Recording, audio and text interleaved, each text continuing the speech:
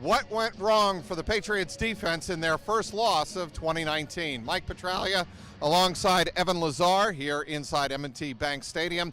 37-20, the Ravens really took it to the Patriots. I thought they won this game, did the Ravens, at the line of scrimmage, and the Patriots defense could not stop the run game. I think overall a theme for the Patriots here tonight and over the last couple of weeks, including the Cleveland game at times, they're not winning the line of scrimmage right now, offensively or defensively. The offensive line's not playing very well, and neither is the defensive line against the run. Patriots players at this point haven't watched the film. They haven't gotten a great feel for what exactly went wrong. So they can't go out there and say, was it they just couldn't hold up against the power, or was it gap discipline, or was it technique? What was the issue? But we clearly saw here tonight that they couldn't stop the run. Now, the Ravens came into this game averaging 204 rushing yards per game, the best rushing attack in the NFL. They only had 213. They had lost 3 yards because of the kneel downs at the end, so I'm going to give them those 3. They only had 213, so they were 9 above average, right? It wasn't like they went out there and ran for 250 yards when they only averaged 204. So it wasn't a complete kind of, the demoralizing part is that the Ravens did exactly what everybody expected the Ravens to do, run the ball with Ingram, run the ball with Lamar, and the Patriots just simply couldn't stop it.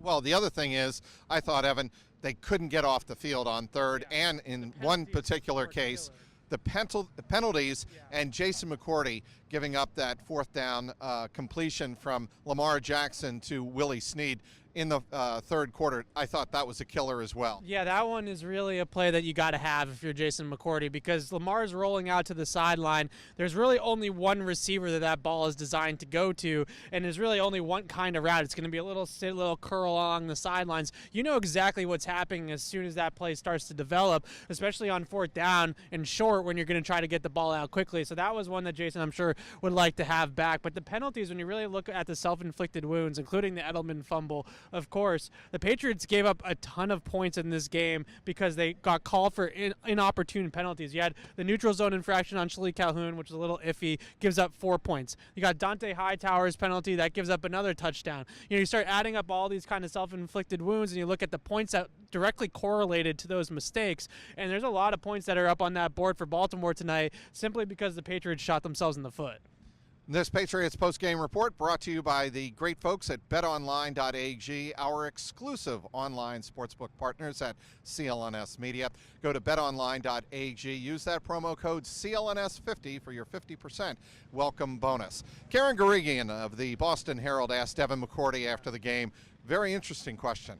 This isn't going to be the last mobile quarterback you see facing you. And he said, and Devin agreed. He said that is a good point. Yeah. But look, we know what we're going to have to do going forward in terms of our technique, in terms of our fundamentals, and a lot of the discipline that we needed tonight just wasn't there. Yeah, it's interesting that she said that because she's 100% right. They got Dak Prescott coming up, Deshaun Watson.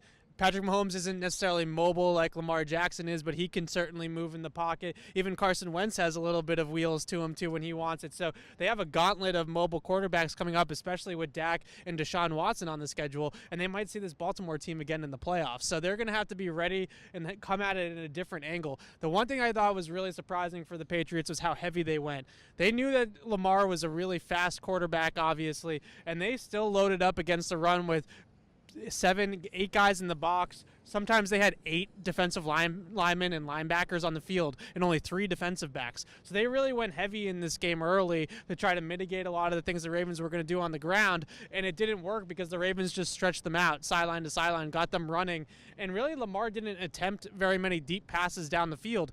He really took what the defense was giving him, took the underneath stuff, took the stuff in the flats, and then they ran the ball right down the Patriots' throats, and that's going to be the game plan. That's the blueprint now for beating the boogeyman and the Patriots defense going forward is going to be running the football, taking what the defense gives you in the passing game, and not trying to test them deep because they are impossible to throw against on the deep ball, and they turn you over really quickly on the deep ball too. So that's going to be the game plan now. So now the Patriots have to prove that they can adjust and go out and stop it.